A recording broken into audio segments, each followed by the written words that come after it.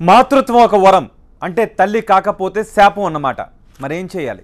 పూజలు చేయాలి, నోములు నోయాలి, వ్రతాలు చేయాలి, మొక్కులు మొక్కాలి, నాటు మందులు కూడా మింగాలి, నానా పాటలు పడాలి.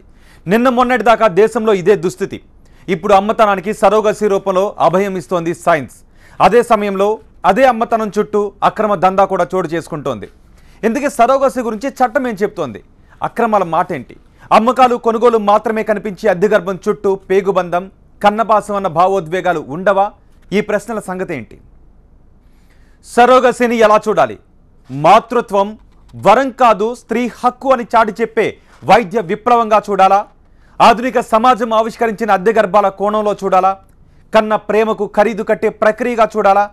విజ్ఞానాన్ని వ్యాపారంగా మార్చుతున్న ధోరణిలో చూడాలా? ఈ చర్చ ఇప్పుడు దేశంలో విస్తృతంగా జరుగుతోంది.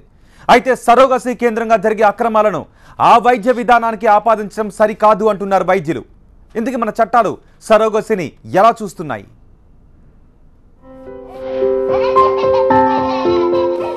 బోసి నవ్వులు, తప్పటడుగులు, బుడిబుడి నడకలు చేసే సందడితో ఇల్లు కళకళ్లాడాలని కోరుకొని దంపతులు ఎవరుంటారు చెప్పండి? కానీ మాతృత్వం కలగానే మిగిలిపోతే ఆ జంట పడే ఆవేదనకు అంతే ఉండదు. వైద్యశాస్త్రం అభివృద్ధి చెందని రోజుల్లో కనబడిన ప్రతి చెట్టుకు పుట్టకు మొక్కడం, పూజలు చేయడం తప్ప మనిషికి మరో అవకాశం లేకుండా పోయింది. ఆధునిక వైద్యశాస్త్రం మాతృత్వం వరం కాదు, కోరుకొనే ప్రతి స్త్రీ హక్కు అంటోంది. ఆ క్రమంలోనే సరోగసి రూపంలో అభయమిస్తోంది. ఐవీఎఫ్ పద్ధతి ద్వారా కూడా పిల్లలు పుట్టే అవకాశం లేని దంపతులకు సరోగసి నేనున్నాను అంటోంది. అదే సమయంలో అద్దె గర్భం నుంచి పేగు బంధాన్ని తుంచేయడం దాకా, అక్రమాల నుంచి ఆర్థిక అంశాల దాకా అనేక కోణాల్లో సరోగసి కేంద్రంగా చర్చ జరుగుతోంది. హైదరాబాద్లోని సాయి కిరణ్ ఆస్పత్రిలో పేద మహిళలకు డబ్బు ఎరగా చూపి సరోగసి చేస్తున్న వైనం బయటపడ్డంతో మరోసారి అద్దె గర్భం కేంద్రంగా అనేక కోణాలు తమ ఉనికిని చాటుకుంటున్నాయి. ఆధునిక సమాజంలో వస్తున్న అనేక మార్పులు ప్రజల జీవన విధానాన్ని కూడా ప్రభావితం చేస్తున్నాయి.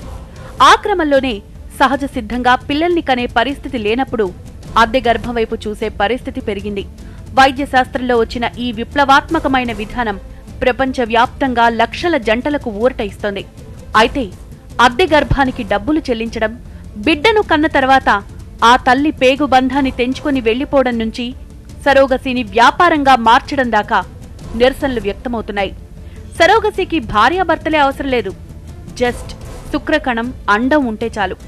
ఇంతకుముందు పిల్లల్ని కనలేని, కనే పరిస్థితులు లేని దంపతులుంటే టెస్ట్ ట్యూబ్ ప్రాసెస్ ను ఫాలో అయ్యేవాళ్లు. అంటే భార్య నుంచి అండాన్ని, భర్త నుంచి శుక్రకణాన్ని సేకరించి ఐవీఎఫ్ ద్వారా ఫలదీకరించి వీలుంటే సదరు భార్య గర్భంలో ప్రవేశపెట్టేవారు. అందుకు కూడా ఛాన్స్ లేకపోతే టెస్ట్ ట్యూబ్లోనే పిండాన్ని వృద్ధి చేసేవారు. టెస్ట్ ట్యూబ్ ప్రాసెస్ ను మించిన మోస్ట్ అడ్వాన్స్డ్ టెక్నికే సరోగసి. అండాన్ని శుక్రకణంతో ఫలదీకరించి భార్యాభర్తలకు సంబంధం లేని మూడో మహిళ గర్భంలో ప్రవేశపెట్టడం. ఒకప్పుడు అద్దె గర్భం విదేశాలకు మాత్రమే పరిమితమైన ప్రక్రియ.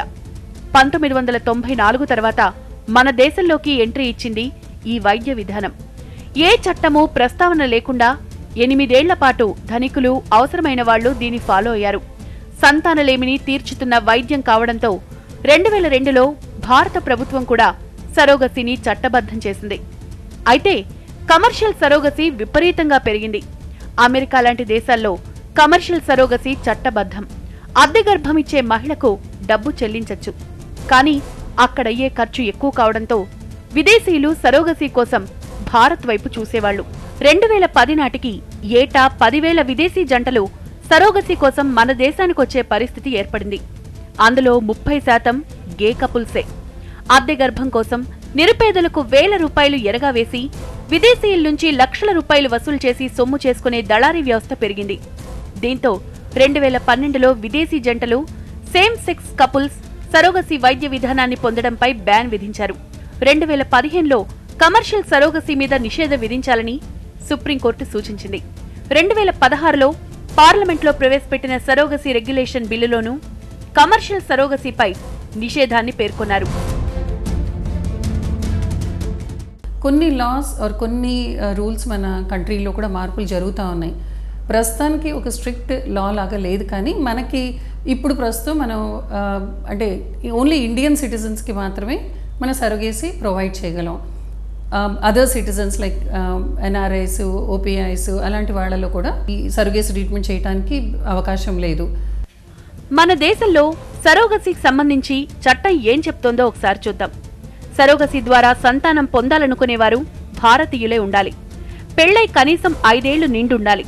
తమకు సంతానం కలగడలేదని జిల్లా మెడికల్ బోర్డు నుంచి ధృవీకరణ పత్రం తీసుకోవాలి. కమర్షియల్ సరోగసీ నిషేధం. అద్దె గర్భం మోసే మహిళకు బీమా, వైద్య ఖర్చులకు మాత్రమే డబ్బివ్వాలి. అద్దె గర్భం ఇవ్వడానికి సిద్ధపడే వాళ్లకు సంబంధించి కూడా చట్టంలో అనేక నిబంధనలున్నాయి. అద్దె గర్భం దాల్చే మహిళ వయస్సు 25 నుంచి 35 ఏళ్ల మధ్య ఉండాలి. ఆమెకు అప్పటికే సంతానం ఉండాలి. జీవితంలో ఒక్కసారి మాత్రమే అద్దె గర్భం ఇవ్వాలి. సరోగసీకి ఆరోగ్యం సహకరిస్తుందన్న ధృవీకరణ పత్రం తప్పనిసరి. సరోగసీ ద్వారా పుట్టిన బిడ్డను అమ్మడం నిషేధం. మాతృత్వాన్ని సాకారం చేయడానికి తప్ప వ్యాపారంగా సరోగసీ మారకూడదని చట్టం స్పష్టంగా చెప్తోంది. అయినా పిల్లలు లేని వారి పరిస్థితిని ఆసరాగా తీసుకుని, నిరుపేద మహిళల ఆర్థిక దుస్థితిని అవకాశంగా తీసుకుని చెలరేగిపోయే దళారీ మూకలు తగ్గడలేదు. ఈ క్రమంలోనే సరోగసీ కేంద్రంగా మరోసారి దేశవ్యాప్తంగా చర్చ జరుగుతోంది. అనేక కోణాల్లో సాగుతోన్న ఈ చర్చలో అద్దె గర్భమిచ్చి 9 నెలల తర్వాత పేగు బంధాన్ని తెంచుకుని వెళ్లిపోయే అమ్మ కడుపు కోత మౌనంగా కన్నీరు పెడుతూనే ఉంది.